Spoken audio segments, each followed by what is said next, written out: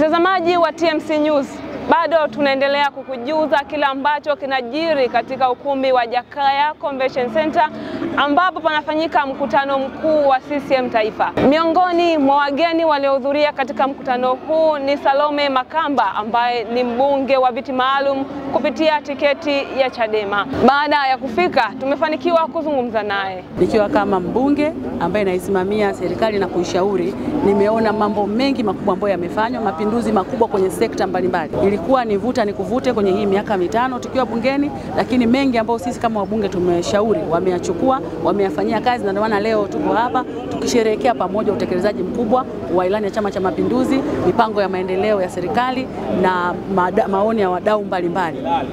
Na kuelekea uchaguzi huu wa 2025, mimi nasema sijaona kasoro ambayo kubwa ambayo haivumiliki. Mambo mengi yanaendelea kurekebishwa kutokana na muda, lakini naamini kwamba nia ipo, uwezo upo na watendaji wazuri wapo kwa ajili ya kuhakikisha kwamba tunawatumikia wananchi na kazi inaendelea.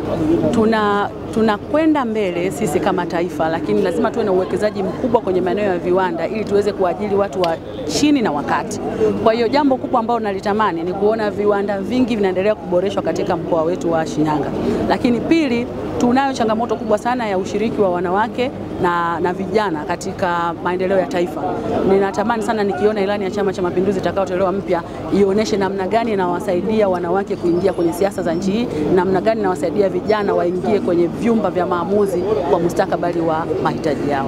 Kuja kwenye mkutano huu mkuu, kwanza nilitaka nijifunze namna ambavyo wenzetu wanafanya kazi. Yaani huwezi kujifunza kutokana na makosa yako mwenyewe. Nimeona ubunifu mkubwa ambao unafanyika, hiyo mosi. Lakini pili, hakuna mtu yoyote anaweza kubishana na kazi kubwa ambayo imefanywa na chama ambacho kiko madarakani. Kwa hiyo mimi nimewiwa kuhudhuria na kuona yale maendeleo makubwa ambayo chama kinakifanya katika nchi yetu. Yeah. Kila sherehe ina sare zake. Hii sherehe inaitwa mkutano mkuu wa Chama cha Mapinduzi. Huwezi kuja na sare nyingine. Sare yao ni kijani na nyeusi. Kwa hiyo hii ni sare ya mkutano. Yaani huwezi, unanielewa sijui. Harusi yako ukishasema tuvae nyekundu na black rafiki, hatuwezi kuja tumevaa rangi tofauti. Kwa hiyo kwanza ya siasa ni imani na ni falsafa. Sio mavazi. Yaani mavazi ni kitu cha kawaida sana. Imani yako na falsafa yako inakutuma nini? Mimi nimekaa bungeni miaka 10. Watu wengi wanaonifuatilia wanajua falsafa ya Salome ni nini. Taifa langu kwanza, uzalendo kwanza, maslahi ya umma kwanza. Hiyo ndo falsafa yangu. Kwa hiyo kama mtu ataamua kutafsiri mavazi na sio falsafa, hiyo sasa ni maamuzi yake.